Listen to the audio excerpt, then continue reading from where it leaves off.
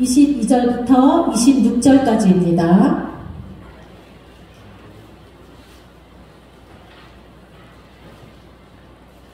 네, 22절부터 26절까지 우리 한 절씩 교독하도록 하겠습니다. 베스데다의 이름에 사람들이 맹인 한 사람을 데리고 예수께 나와 손 대시기를 구하거늘 예수께서 맹인의 손을 붙잡으시고 마을 밖으로 들고 나가사 이는 침을 뱉으시니 그에게 간수하시고 무엇이 보이냐 물으시니 쳐다보며 이르되 사람들이 보이나이다.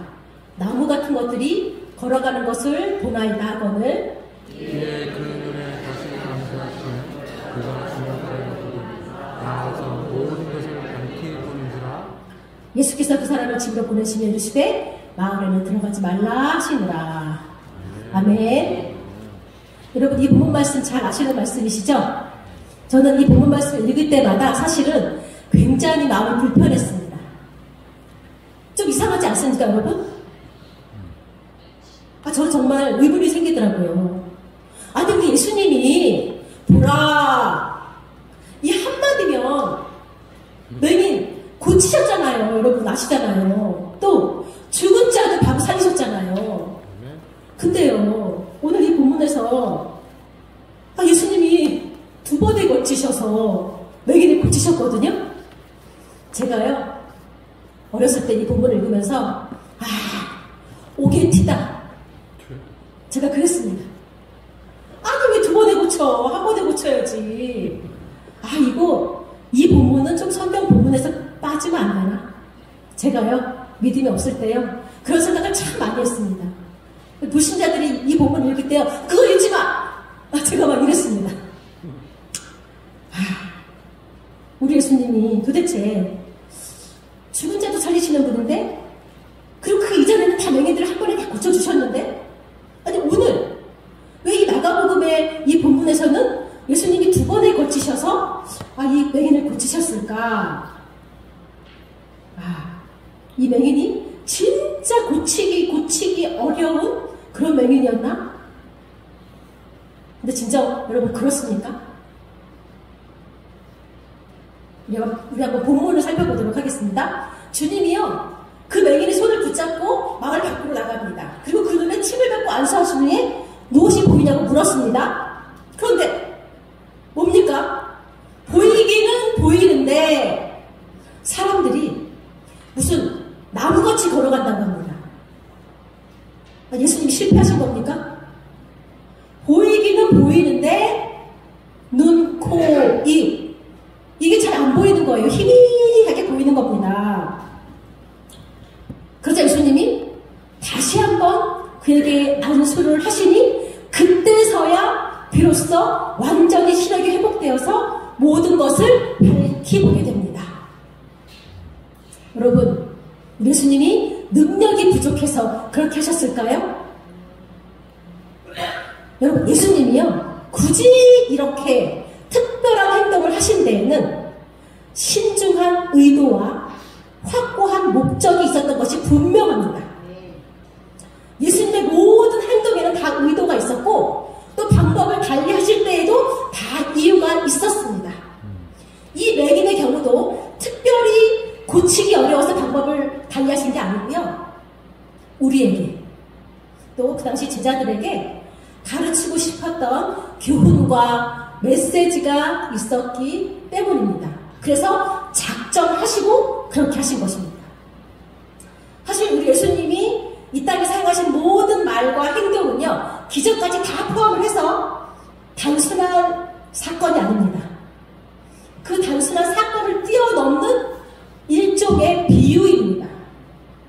다른 기적도 마찬가지지만 특별히 오늘 이 기적은 더욱 특별히 그렇습니다. 무엇보다 제자들에게 아주 기묘한 교훈을 주고자 이렇게 치료의 절차를 달리하셨습니다. 여러분 이 사건 전에요 어떤 일이 있었습니까? 바로 제자들이요 떡 가져오는 것을 잊었습니다. 그리고 배에 탔거든요. 가진 음식이라고 떡 한 개뿐이었습니다. 그때 예수님이 이 말씀을 하세요. 삼가 바리새인의 누룩과 헤롯의 누룩을 주의하라. 그러니까요 제자들은요 이 누룩이라는 말에 예수님이 우리한테 떡이 하나밖에 없는 걸 알고 계셨구나. 우리 어떻게 하면 좋냐 이거 큰일 났다. 그들은요 주님의 말씀을 그저 문자적으로만 해석을 했던 것입니다. 그럼 그들에게 주님이 연달아 질문을 던지십니다. 아니 너희들은 아니 지금 떡이 한 개밖에 없어서 근심하고 있느냐? 내가 오병이어로 몇천 명을 먹인 사건 너 경험했는데 아직도 깨닫지 못하고 아직도 근심하고 있느냐? 이렇게 말씀하시거든요. 예수님은 제자들의 이런 실상을 보시고요 벳세다에 내리셔서 그 맹인에게 이와 같은 일을 행하셨습니다. 사실 제자들이요 예수님을 위해서 그들의 과거와 현재 모두 다 포기하고 헌신했습니다. 그리고 지금까지 예수님의 행한 기적들을 다 보고 경험했습니다. 그런데 이들은 지금 떡이 한 개밖에 없는 상황에 걱정이 되고 불안했던 것입니다. 도대체 왜 이렇게 됐을까요? 여러분, 제자들의 믿음이 많이 부족해 보이지 않으십니까? 그런데 여러분, 남 얘기할 필요가 없습니다. 사실 우리들도요, 이 제자들과 크게 다를 바가 없습니다. 믿음이 있는 것 같은데 알고 보면 믿음이 없는 사람이다. 예수님은 제자들의 상태가 바로 이 맹인과 같은 상태, 즉 보이기는 하는데 다 못 보는 상태, 즉 믿음이 있는 것 같긴 한데 완전한 믿음이 아닌 상태. 그래서 예수님은요 이 제자들에게 이 맹인이 치료받는 과정을 통해서 너희들이 바로 이 첫 번째 단계에 아직도 머물러 있단다. 그래서 이 친히 이 사건들을 보여주시면서 그들에게 깨달음을 주시고자 했던 것이지요. 얘들아, 너의 믿음을 좀 돌아봐라. 입으로만 난 믿음이 있어. 난 예수님 믿어. 난 예수님의 제자야. 이렇게 떠들지 말고 말이야. 너희가 나를 진짜로 정확히 알고 있니? 그렇다면 왜 떡 때문에 근심해? 예수님이 이 말씀을 하고 계신 겁니다. 예수님이 맹인에게 침을 뱉고 무엇이 보이느냐 했더니요 나무 같은 것이 걸어다닙니다. 여러분 보기는 보는데요 그럼 이 사람이 맹인입니까? 맹인이 아닙니까? 맹인은 아닌데 밝히 보지 못하는 자, 그게 바로 제자들, 또 우리들의 모습이기도 합니다. 제자들은요 바로 옆에 예수님이 계시는데 계속 걱정하고 불안해합니다. 그렇다면 우리들은요, 우리 안에 예수님 계시는데 계속 불안하다고, 난 불행하다고 아주 비참하게 살고 있는 모습들이 보이지 않습니까? 예수님이요 우리가 막상 예수님을 믿고 구원의 기쁨도 느끼고 감사하고 그런데요 이렇게 회심을 하는 자마다 즉시 밝히 보는 자들이 있는가 하면 단계적으로 시력을 회복하는 자들이 있다. 이것도 알려주시는 거예요. 그러니까 이것은요 우리가 정말 예수 믿고 즉시로 바로 새 사람이 되는 사람도 있고요 좀 시간이 걸리는 사람도 있다는 얘기입니다. 오늘 이 본문은요 우리가 살펴볼 이 사람들이 바로 이 단계적으로 시력을 회복하는 사람들에 대한 이야기입니다. 그리고 실제로 이렇게 단계적으로 회복하는 사람들이 더 많기 때문에 예수님이 이렇게 맹인을 단계적으로 고치시면서 우리에게 말씀으로 기록해서 깨우침을 주시는 겁니다. 그런데 여러분 우리가 이렇게 단계적으로 시력을 회복하는 이 환자처럼 이렇게 살다 보면요 문제가 좀 생깁니다. 즉시로 눈이 회복되지 않으면 희미하니까요 우리 삶이 점점 침체되어서 살아가게 됩니다. 이런 기간이 길어지고 이런 사람이 많아지면 여러분 교회가 보잘것없는 곳이 돼버립니다. 여러분 예수님이 초라해지십니다. 그럼 여러분 전도 절대 안 됩니다.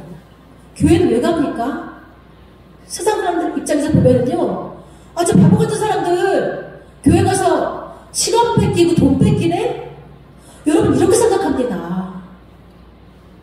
그들이 말이 다 틀린 것도 아닙니다. 여러분 여러분 우리가요 우리 안에 예수님이 우리 주인이시고 우리의 영원한 생명을 책임지시는 그분이 예수님인 걸 온전히 믿고 그분을 신뢰하고 사랑한다면 우리의 삶이 이래서는 안 됩니다. 예수님 초라하게 만들지 맙시다. 우리 안에 예수 그리스도로 인한 참 기쁨과 확신이 있습니까? 여러분, 초대교회는요, 그리스도인들의 그 넘치는 기쁨 때문에 세상 사람들이 몰려왔습니다. 왜요? 박해를 받는데요, 계속 웃어요. 찬송합니다. 분명히 먹을 게 없는데요, 배부르대요. 불행해 보이는데요, 행복하대요. 그러니까 점점 주의 말씀이 힘이 있어 흥왕하여 세력을 얻으니라. 아멘. 우리 그 사도행전의 그 교회 다시 만들어야 되지 않겠습니까? 우리 안에 예수 그리스도로 인해서 넘치는 기쁨이 있으면요, 우리가 하나님을 찬미하며 또 온 백성에게 칭송을 받으니 주께서 구원받는 사람을 날마다 더하게 하시니라. 아멘. 여러분, 내가 불행한데 무슨 전도를 합니까? 여러분, 내 인생에 만족이 없는데 무슨 예수님 이야기를 하겠습니까? 그런데 여러분, 우리가 왜 이렇게 됐습니까? 또 제자들은 왜 이런 상태에 머물러 있습니까? 예수님은요, 제자들이 그 자신과 일거수일투족을 함께 하면서도 정말 누구인지를 아직도 모르고 있었습니다. 그래서 이 맹인을 치유하는 과정을 통해서 그들에게 영적인 무감각을 깨우쳐 주기를 원하셨습니다. 지금은 자신들이 예수님의 제자라고 어깨에 힘줄 때가 아님을 알려주고 계시는 것입니다. 예수님을 눈으로 보면서도 그가 정말 누구인지를 모르는 이 어리석은 제자들의 모습, 불쌍하지만 나의 모습일 수도 있다. 여러분, 그렇게 한번 생각을 해보시고요. 우리가 예수님을 믿는다고, 예수님께 감사하다고, 복음으로 인해서 내가 새로운 사람이 되었다고 입술로는 고백을 하는데요, 사실 이게 오래가지가 않습니다. 왜 그럴까요? 이 복음을요, 그저 감정적으로만 받아들이고 인정했기 때문입니다. 여러분, 복음이 그렇게 단순히 우리 인간의 감정으로만 받아들일 수 있는 문제입니까? 이 광대하고 무한한 복음은요, 우리의 삶과 죽음, 영원까지를 책임지는 것인데, 이게 한낱 인간의 감정으로 좋다고, 인간의 지성으로 이해했다고 되는 문제입니까? 여러분, 제가 서울 살 때요, 진짜 아주 좋은 믿음 좋은 권사님이 계셨습니다. 제가 그분하고 통화를 막 하다가요, 갑자기 띵동 벨이 울리면서 그 권사님이 아이고 집에 손님 왔다 끊어야겠다 이러고 전화를 끊었어요. 근데 그 권사님이 통화 종료를 안 눌러갖고 그 말씀이 저한테 다 들려오는 겁니다. 근데 손님이 들어오니까 아이고 뭐 그 저기 내일 갈 거야 어떻게 할 거야 이러니까 그 권사님이요, 아 내일 못 가, 내일 일요일이잖아, 교회 가는 날이야, 아우 지겨워, 뭔 주일은 이렇게 빨리 돌아와. 제가 너무 깜짝 놀래갖고요, 그 뒤에 무슨 말을 더 듣기가 너무 무서워서 제가 얼른 전화기를 껐습니다. 아, 저 권사님은 주일을 기다리지 않으시는구나, 주일이 지겨우시구나. 그런데 여러분, 그 권사님이요, 주일 예배 한 번도 안 빠지셨고요, 예배 때 안내며 봉사하면 누가 봐도 정말 신실하고 믿음 좋으신 그런 권사님의 표본이셨습니다. 제가 그때 받은 충격이 너무 커갔고요, 제가 즉시로 그 자리에서 기도했습니다. 하나님, 저 권사님도 처음에는 예수님 믿고 너무 좋아서 춤까지 추고 그렇게 기뻐하셨다고 하셨는데 지금 그 기쁨은 다 어디로 갔습니까? 저분은 왜 예수님으로 인한 참 기쁨을 다 빼앗기시고 저리 살아가는지 속상합니다. 주님, 다시 그 권사님에게 첫사랑, 그 기쁨을 다시 한번 회복시켜 주시옵소서. 제가 그렇게 기도했었거든요. 그런데 여러분, 이런 분들이 생각보다 너무 많이 있습니다. 이 권사님도 교회는 정말 열심히 다니셨지만 예수님이 또 복음이, 그 진리가 그저 희미하게 보일 뿐입니다. 사람이 걸어다니는 나무로 보이는 겁니다. 복음을 의심하지는 않으시지만 그저 희미하게, 그래서 버리기는 아깝고 그냥 그렇게 매갈이 없이 신앙생활을 하고 계셨던 것입니다. 그래서 제가 곰곰이 생각해봤습니다. 아, 사람들이 이렇게 된 이유가 뭘까? 왜 이렇게 됐을까? 그러다가 셋 하겠지의 이유가 떠올랐습니다. 먼저 이들은요, 마음을 완전히 바친다는 것이 무엇인지를 잘 모릅니다. 그리고 혹여나 그렇게 되면 무슨 큰일이라도 나는 것처럼 오해하고 있습니다. 실제로 교회를 다니면서도요, 많은 사람들이요, 깊이 빠지면 안 된다고 스스로 세뇌하는 사람들이 굉장히 많습니다. 주변에서도요, 적당히 해라, 적당히 믿어라, 적당히 빠져라. 여러분, 이건 누구의 목소리입니까? 누가 좋아하는 소리입니까? 아니, 많은 사람들이요, 하나님을 만나고 그 사랑과 은혜를 경험한 후에도 이제 그 하나님에 대한 그 신앙의 자신의 마음을 온전히 바치지를 못합니다. 하나님도 좋지만 다른 것도 좋습니다.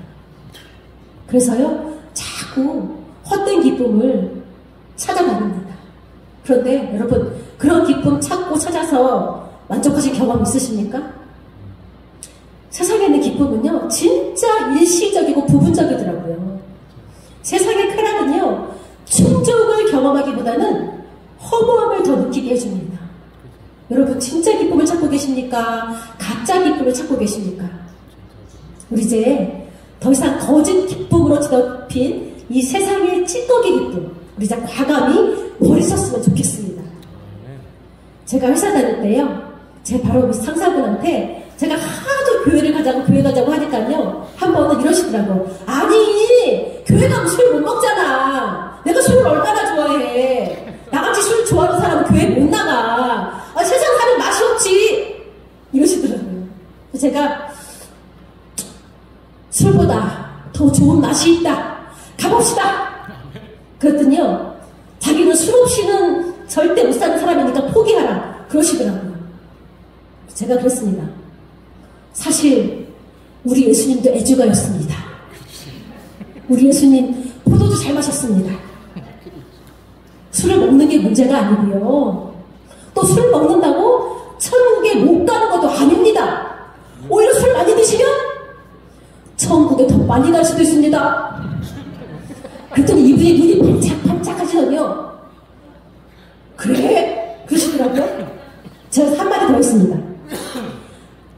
사실요, 술 안 마시면서 맨날 험담하고 거짓말하는 사람보다 술 마시는 사람이 훨씬 낫습니다. 근데 이분이요, 누가 거짓말을 안 하지? 그럼 나도 교회를 가도 되나? 그러시고요, 정말 교회를 한번 가보시겠다고 가셨습니다. 근데요, 이분이 진짜 예수님한테 푹 빠지셔갖고요, 제가 끊으라는 말도 안 했는데 이분이 스스로 그 좋아하는 술을 끊었습니다. 여러분, 이게 복음의 능력입니다.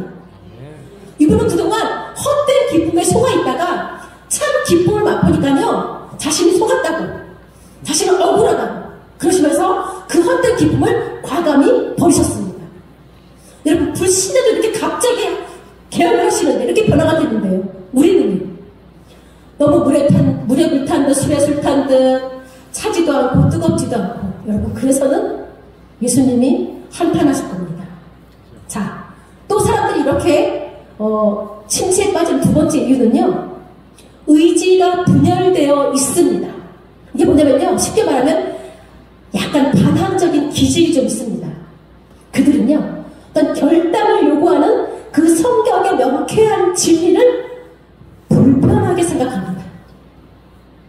명쾌한 생각과 정의에는 항상 요구가 따르기 때문이지요. 그게 부담스럽고 싫다는 거예요. 그런데요, 사실 막연하고 불확실한 종교일수록 사람을 편안하게 해줍니다. 여러분, 사람들이 왜 성당을 선호합니까? 성경을요, 인간 중심으로 편안하게 해석해 줍니다. 그래도 되지 뭐. 그래도 돼. 괜찮아. 그럴 수 있지 뭐. 그런데 여러분, 1 더하기 1은 2다. 여러분, 1 더하기 1이 2잖아요? 근데요, 그게 1 더하기 1이 1도 될 수가 있고 2도 되지 뭐. 여러분, 이래서야 되겠습니까? 사실 많은 사람들이요, 이런 사람들은요, 영적인 진리에 자기 생각을 섞어버립니다. 성경의 말씀을 받아들인다고 하면서도 옛 생각에 속한 자기 생각을, 자기 사상을, 자기 철학을 끌어옵니다.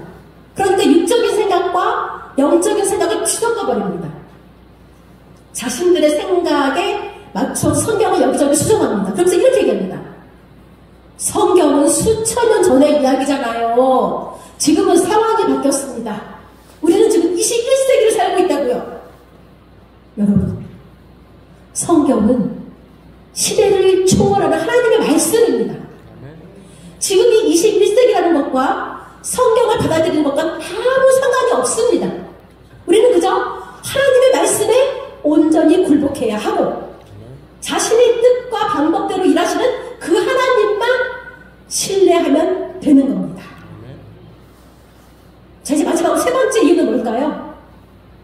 이런 사람들은요, 예외 없이 교리에 무관심합니다. 이들은 성경을 읽지 않습니다. 에이, 귀찮아. 하나님께 기도만 하면 되지 뭐.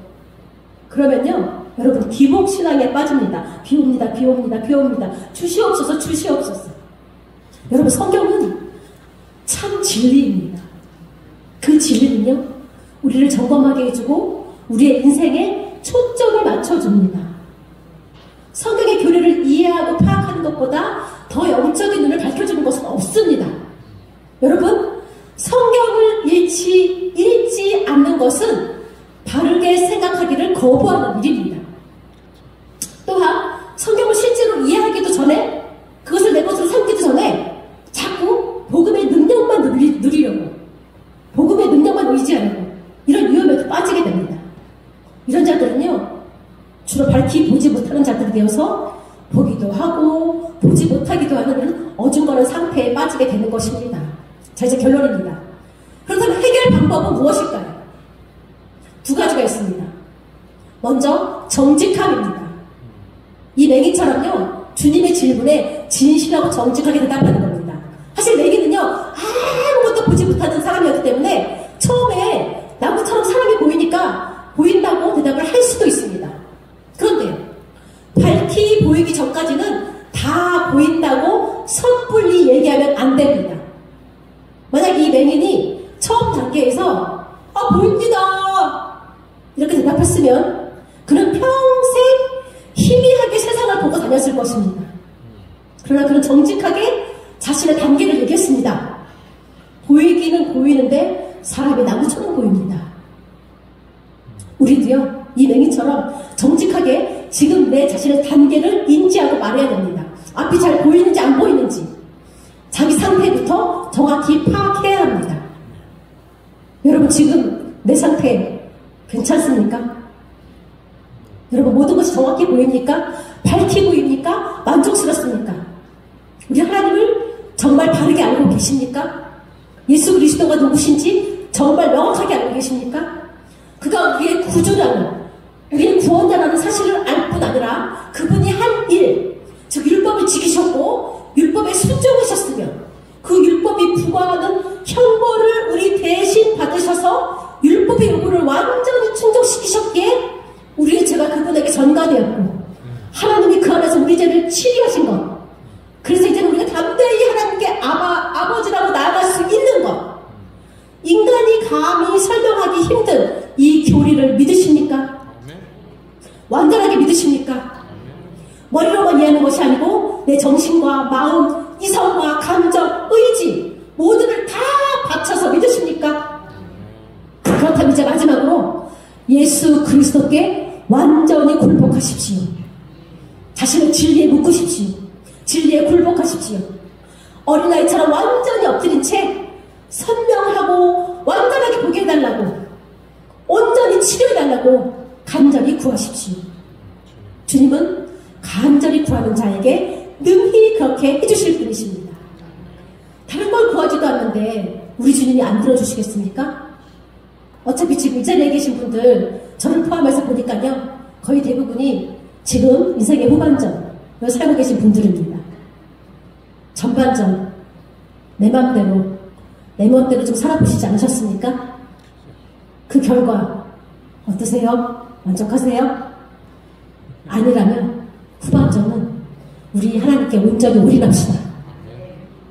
내가 그렇게 하고 싶다고 하나님께 간절히 구하면, 그렇다고 이제 우리 주님이 반드시 그렇게 해주실 것을 주님의 복된 이름으로 보장합니다. 이제 결론입니다. 우리 이 시간 소경이 고침받고 회복되어서 모든 것을 밝히 보게 된 것처럼 우리도 이제 더 이상 의심하고 의혹하며 반신반의하며 불행하고 침체한 상태에 머물러 있으면 안 됩니다. 우리를 이런 혼동의 상태에서 벗어나게 하시려고 하나님의 아들이 하늘에서 내려와 십자가에서 죽으시고 장사되고 다시 살아나셨다는 것, 또 하늘에 오르시고 성령을 보내주셨다는 것을 온전히 믿으시기 바랍니다. 우리를 밝히 보게 하시려고, 하나님을 옳게 알게 하시려고 영생을 주시려고 우리 주님이 오셨습니다. 성령은 이것을 약속하셨고 그 약속대로 하실 것입니다. 그래서 이제 보인다. 내게 필요한 모든 것이 우리 주님 안에 넘치게 있는 것이 보인다. 이제 나는 내가 하나님께 속한 자임을 분명히 안다. 이렇게 자신있게 목소리 높여 선포하시고, 그래서 우리의 삶이 그 모든 우선순위가 내가 아니고 내 가족이 아니고 오직 우리 예수님, 우리 하나님 중심으로 사라지는 그런 우리 청원의 모든 권속들이 다 되시길 간절히 축원합니다. 기도하시겠습니다.